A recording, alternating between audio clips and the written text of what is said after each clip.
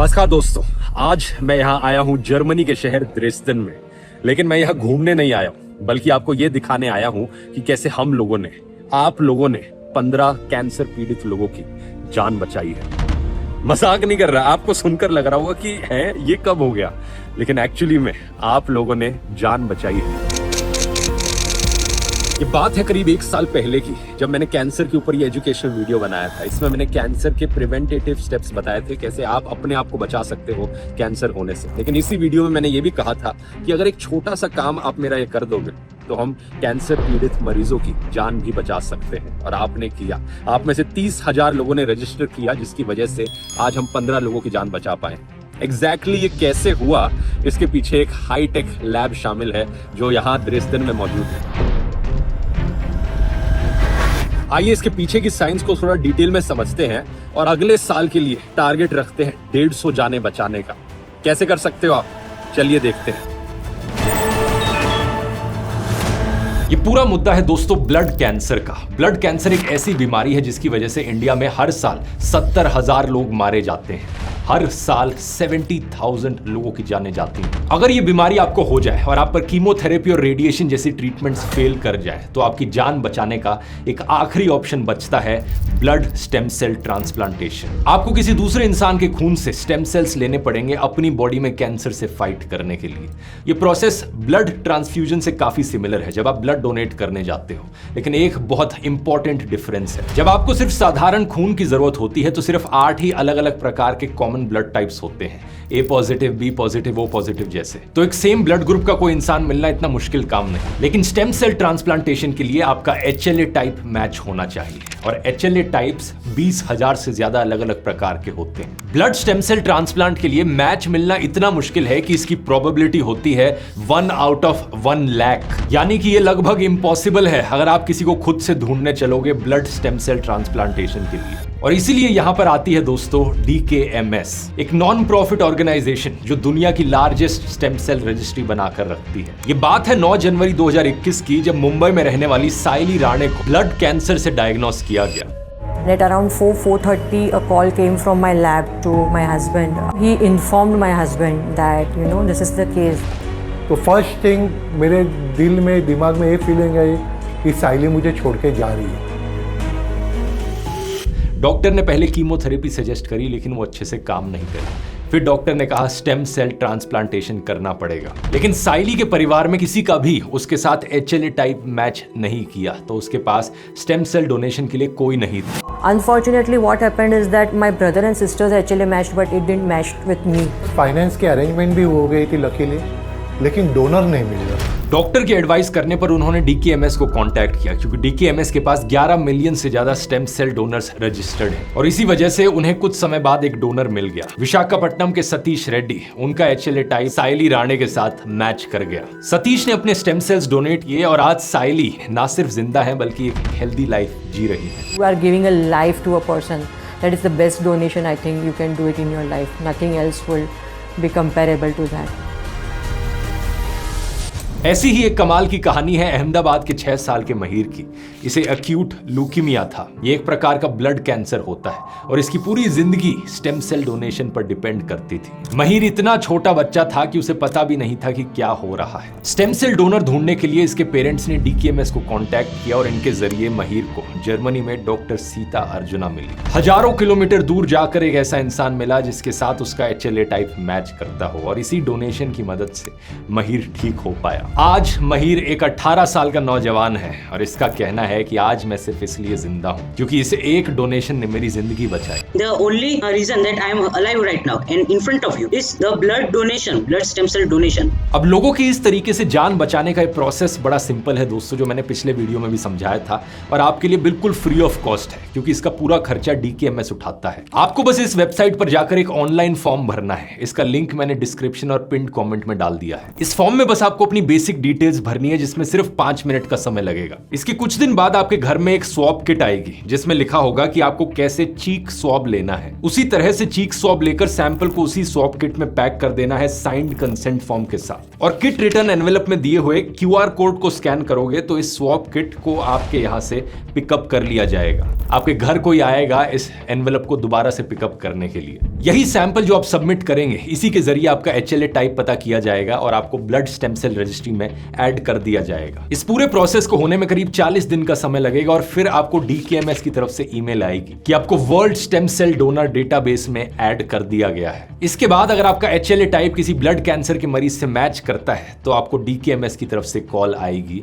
आपको ऑफर किया जाएगा कि आप डोनेट करो अपने स्टेम सेल्स। एग्जैक्टली ये प्रोसेस कैसे काम करता है इसका लाइव एग्जांपल आगे वीडियो में देखते हैं, लेकिन इससे पहले जानते हैं जो पूरा साइंटिफिक प्रोसेस होता है आपके HLA टाइप को पता करने के लिए। ये सब कुछ होता है जर्मनी के एक बड़े हाईटेक लैब में जो यहाँ ड्रेसडेन में मौजूद है। ये है DKMS लाइफ साइंस लैब। दुनिया भर से जितने भी लोग अपने स्वैब सैंपल्स भेजते हैं वो सब यहाँ पर आकर प्रोसेस होते हैं।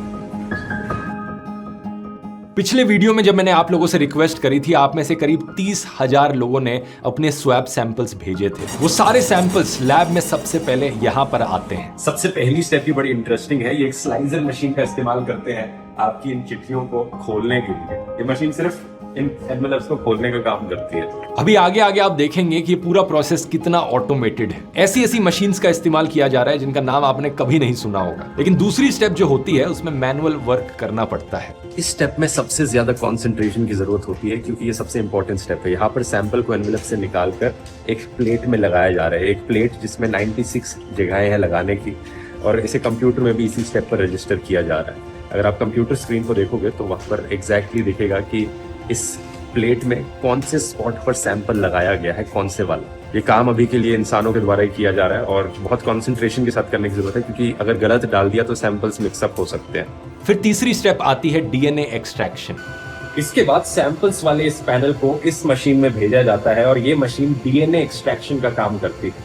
आपने जो स्वैब सैंपल भेजा है उससे DNA को निकालने का काम, और ये DNA को निकालने का काम उस ब्राउन वाले लिक्विड से वहां से किया जाता है जो एक्चुअली में मैग्नेटिक बीड्स है, जो मैग्नेट की तरह DNA को निकाल लेती है। फिर इस मशीन में DNA का क्वालिटी चेक होता है। आपने जो स्वैब सैंपल निकाल के दिया है उसमें DNA की कॉन्सेंट्रेशन ज्यादा है या कम है, ये मशीन चेक करती है और 2 में डिवाइड कर देती है DNA सैंपल्स को। इसलिए जो आप स्वैब सैंपल लेते हो घर पर, उसमें इंस्ट्रक्शंस को ढंग से फॉलो करना। अगर आपके स्वैब सैंपल में DNA की सफिशिएंट मात्रा मौजूद नहीं है तो ये पूरा प्रोसेस एक तरीके से वेस्ट हो जाता है। और फिर आती है एक और कमाल की ऑटोमेटिक मशीन जिसका नाम है हाइड्रोसाइक्लर। वैसे यहाँ पर इतनी सारी ऑटोमेटेड मशीन्स है। इस वाली का काम है DNA का जो हिस्सा हमारे लिए रेलेवेंट है, HLA टाइपिंग के लिए रेलेवेंट है, उस हिस्से को मल्टीप्लाई कर देना ताकि उसे बाद में पढ़ना आसान हो जाए। ये मशीन एक सही टेम्परेचर पर एंजाइम्स के साथ DNA को मल्टीप्लाई करती है, DNA को उस हिस्से को। और इंटरेस्टिंग चीज ये है कि ये तो पुराना वर्जन है इस मशीन का, हाइड्रोसाइक्लर का। इसका नया वाला वर्जन देखो और छोटा बना दिया है इन्होंने यहाँ पर, और मॉडर्न वर्जन सेम मशीन का।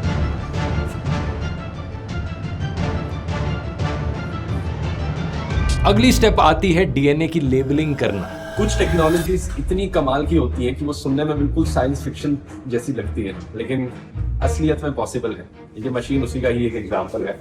इस मशीन के द्वारा हर एक DNA के सैंपल को बारकोड दिया जा रहा है। एक बारकोड उस पर अटैच किया जा रहा है ताकि उसे बाद में आइडेंटिफाई किया जा सके कि वो वाला DNA कौन से डोनर से आया था। और ये जो बारकोड है ये DNA के अंदर ही लगाया जा रहा है, आपको बाहर से नहीं दिख रहा है। ये वाले बारकोड की मैं बात नहीं कर रहा हूँ, बल्कि ये मशीन हर एक सैंपल के अंदर अपना एक बारकोड लगा रही है उस लिक्विड के अंदर। ये इतनी कमाल की टेक्नोलॉजी है दोस्तों कि आने वाले टाइम में साइंटिस्ट देख रहे हैं कि कैसे DNA का इस्तेमाल किया जा सके डेटा स्टोरेज के लिए। जिस काम के लिए आज के दिन हम USB स्टिक्स, हार्ड ड्राइव्स और बड़े बड़े डेटा सेंटर्स का इस्तेमाल करते हैं, वही कंप्यूटर डेटा DNA में भी स्टोर किया जा सकता है जब इस DNA वाले बारकोड प्रोसेस का इस्तेमाल किया जाए तो। क्योंकि हर एक DNA पर अपना बारकोड ऑलरेडी अटैच्ड है तो हमें उन्हें सेपरेट जगह पर अलग अलग स्टोर करने की जरूरत नहीं है। जगह बचाने के लिए हम उन्हें एक ही लिक्विड के अंदर भी स्टोर कर सकते हैं और यही काम करती है ये वाली मशीन। सारे सैंपल्स का लिक्विड लिया और सभी को एक इस छोटी सी बोतल में स्टोर कर दिया। इस छोटी सी बोतल में दोस्तों 7000 डीएनए सैंपल स्टोर किए जा सकते हैं और इससे स्पेस कितनी ज्यादा सेव होती है आप देख ही सकते हो। सारी डेटा स्टोरेज यहाँ लिक्विड फॉर्म में हो रही है। ये वाला कमरा काफी नॉइजी है और यहाँ जो मशीन्स रखी है वो बहुत ज्यादा महंगी है। एक मशीन की कॉस्ट $500,000 यूरोज है। लेकिन जो स्टेप है ये बहुत जरूरी भी है, ये सबसे इंपॉर्टेंट स्टेप है एक्चुअली, क्योंकि इन्हीं मशीन्स में वो लिक्विड सैंपल्स डाले जाते हैं और ये डीएनए रीडिंग का काम किया जाता है। ये मशीन्स डीएनए को रीड करती हैं, एचएलए टाइपिंग पता करती है और उस सारी इंफॉर्मेशन को कंप्यूटर में स्टोर कर देती है।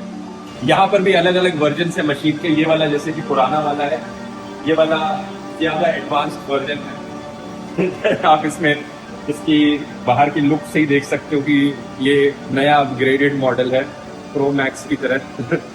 और सारा डेटा निकालकर फाइनली इस सर्वर में स्टोर किया जा रहा है।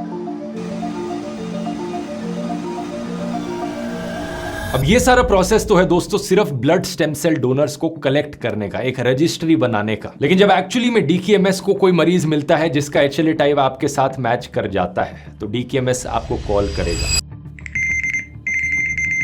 हो सकता है कॉल आपको 1 महीने बाद आए या फिर 1 साल बाद आए, या फिर यह भी हो सकता है कि आपको ये कॉल आए ही ना, क्योंकि मैच मिलना बहुत रेयर होता है। लेकिन अगर आपको कॉल आती है तो कॉल के बाद आप डिसाइड कर सकते हो कि आपको अपने स्टेम सेल्स डोनेट करने हैं या नहीं करने। लेकिन अगर आप चूज करते हो डोनेट करने की तो आप लोगों की जान बचा सकते हो। पिछले वीडियो में आप में से करीब 30,000 लोगों ने रजिस्टर किया था, उनमें से 15 लोगों को कॉल आई और 15 लोगों ने डोनेशन करने का ऑप्शन चूज किया। और यही कारण है दोस्तों कि हम सब मिलकर 15 कैंसर मरीजों की जान बचा पाए। अब जब एक्चुअली में स्टेम सेल डोनेशन का टाइम आएगा तो डीकेएमएस वाले लोग आपके नियरेस्ट कलेक्शन सेंटर में पहुंचने में आपकी मदद करेंगे। इंडिया में सारे मेट्रो शहरों में इनके हॉस्पिटल्स के साथ टाई अप हैं। दिल्ली, मुंबई, कोलकाता, बेंगलोर, इन जगहों पर ये आपको ले जाएंगे अपने नियरेस्ट कलेक्शन सेंटर में डोनेट करने के लिए। लेकिन अगर आप किसी रिमोट एरिया में रहते हो जैसे कि लद्दाख में कहीं पर, तो ये आपकी फ्लाइट के लिए पे करेंगे, होटल स्टे के लिए पे करेंगे और आप इनके नियरेस्ट कलेक्शन सेंटर में आ सकते हो ब्लड डोनेट करने के लिए। लेकिन एक कलेक्शन सेंटर में आगे क्या होगा तो ये पता करने के लिए आए हैं हम ड्रेसडन के डीकेएमएस के कलेक्शन सेंटर में। आइए देखते हैं यहाँ पर चीजें कैसे काम करती है।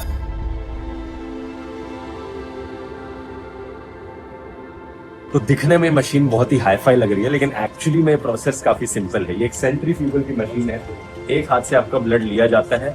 ये मशीन ब्लड को 3 हिस्सों में सेपरेट कर देती है। रेड ब्लड सेल्स जो कि यहाँ आप डार्क लाइन में देख सकते हैं, दूसरा प्लाज्मा जो यहाँ की व्हाइट लाइन में मौजूद है, और तीसरा जो सबसे इंपॉर्टेंट चीज है वो है स्टेम सेल्स जो इस ब्राउन वाली लाइन में मौजूद है, जो यहाँ जाकर इस पैकेट में कलेक्ट हो जाते हैं।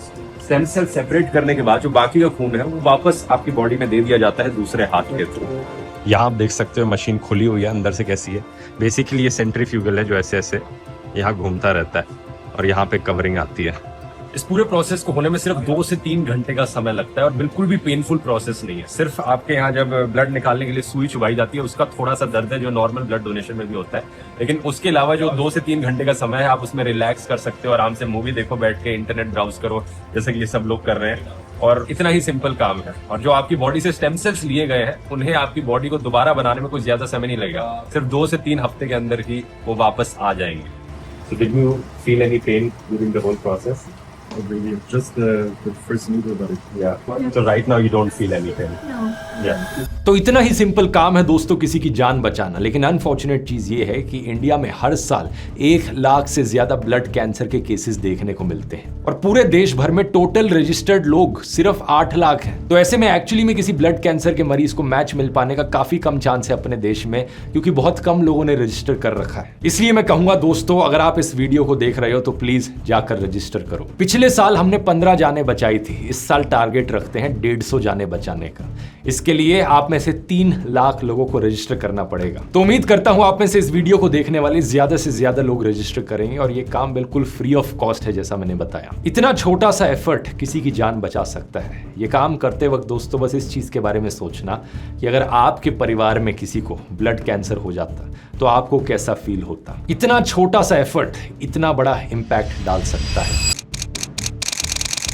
आइए मिलकर जिंदगियां बचाते हैं। अगर ये वीडियो इन्फॉर्मेटिव लगा तो ये वाला वीडियो भी जरूर देखिए दोस्तों, जिसमें मैंने डिटेल में कैंसर की बात करी है, कैसे आप अपने आप को कैंसर होने से बचा सकते हैं, कौन सी प्रिवेंशन की स्टेप्स ले सकते हैं, यहाँ क्लिक करके देख सकते हैं। बहुत बहुत धन्यवाद।